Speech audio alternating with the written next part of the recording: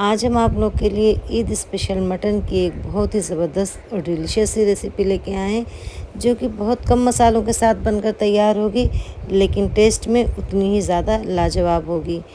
तो आज हम बना रहे हैं बाल्टी गोश्त। बहुत ही ज़बरदस्त सी रेसिपी है, ट्राई ज़रूर करिएगा। इंशाअल्लाह उम्मीद है आपको ज़रूर पसंद आएगी। अस्सलाम वालेकुम, कैसे हैं आप लोग? उम्मीद है अपने घरों में शाद और आबाद होंगे। मैं हूं फरहाना और घर का जायका विद फरहाना में आपका वेलकम करती हूं। तो चलिए शुरू करते हैं। इसके लिए मैंने ले लिया 1 किलो मटन और उसका धुलकर बहुत अच्छी तरह से साफ़ कर लिया है। अब हम कुकर को रख देंगे चूल्हे पे। उसमें डाल दिया मैंने 4 से 5 टेबल स्पून ऑयल। मैंने मस्टर्ड ऑयल डाला है, आपकी मर्ज़ी जो भी डालें।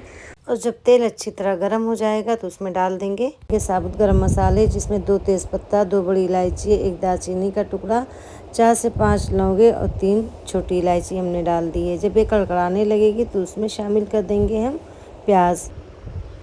और प्याज को हम कम से कम 4 से 5 मिनट तक फ्राई करेंगे, या जब तक कि ये गोल्डन ब्राउन ना हो जाए।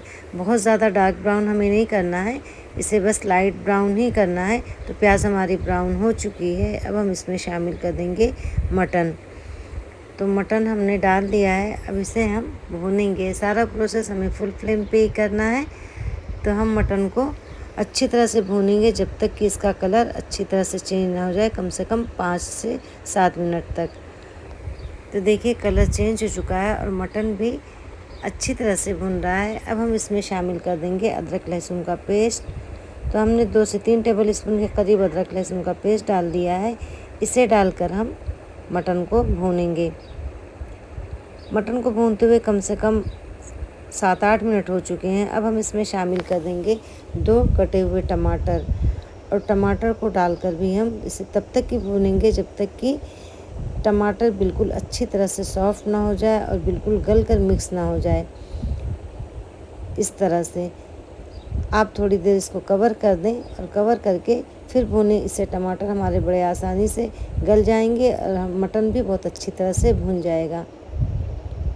तो टमाटर लगभग गल चुका है। अब इसे हम 2 से 3 मिनट तक और भूनेंगे। जब टमाटर गल कर बिल्कुल मटन में मिक्स हो जाएगा तब हम इसमें शामिल करेंगे मसाले। तो टमाटर भी बिल्कुल गल चुका है और मटन भी भुन चुका है। अब हम इसमें शामिल कर देंगे 1 टीस्पून भरकर लाल मिर्च का पाउडर, आधा टीस्पून हल्दी पाउडर और 1 टीस्पून हमने डाल दिया है कुटा हुआ धनिया। 1 टीस्पून भरकर नमक डाला है और 1 टीस्पून हमने डाला है कश्मीरी लाल मिर्च। बस इतने ही मसाले जाएंगे। बहुत कम मसालों के साथ बनता है, लेकिन यकीन जाने इसका टेस्ट बहुत ही ज़्यादा लाजवाब आता है। आप नमक और मिर्च अपने टेस्ट के मुताबिक डाल सकते हैं। मिर्च चाहें तो आप थोड़ी सी और बढ़ा सकते हैं। मसाले को अच्छी तरह से भून लेंगे और तब तक ही भूनेंगे जब तक कि तेल मसाले के ऊपर ना आ जाए। तो देखिए मटन हमारा भुन चुका है। अब हम इसमें डाल देते हैं पानी। तो हमने गर्म करके पानी डाला है, 500 ml के करीब पानी लिया है। पानी डालकर अच्छी तरह से मिक्स करेंगे। उसके बाद लिड लगाकर हम इसे रख देंगे कुक होने के लिए 20 मिनट के लिए। तो देखिए सीटी आ चुकी है, हमने फ्लेम को ऑफ कर दिया है। अब इसे चेक कर लेते हैं। तो मटन देखिए माशाल्लाह हमारा तैयार है। अब हम देख लेते हैं कि गला है कि नहीं। तो मटन देखिए अच्छी तरह से गल चुका है। अब हम जो एक्स्ट्रा पानी इसका है उसे हमें सुखाना रहेगा।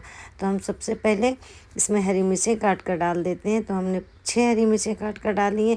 अब इसे फुल फ्लेम पे हम चलाते हुए अच्छी तरह से इसे भूनेंगे कि ताकि इसका पानी खुश्क हो जाए।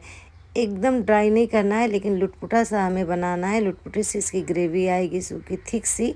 तो आप इसको भूनते रहें और तब जब तेल ऊपर आ जाए तो आप इसे भूनना बंद कर देंगे। अब इसमें हम शामिल कर देंगे हरा धनिया और कटी हुई अदरक।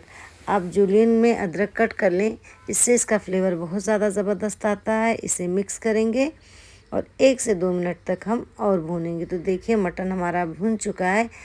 बिल्कुल ऐसी ही कंसिस्टेंसी हमें चाहिए थी ग्रेवी की। तो मटन तैयार है माशाल्लाह, बहुत ही लाजवाब और बहुत ही ज़्यादा टेस्टी।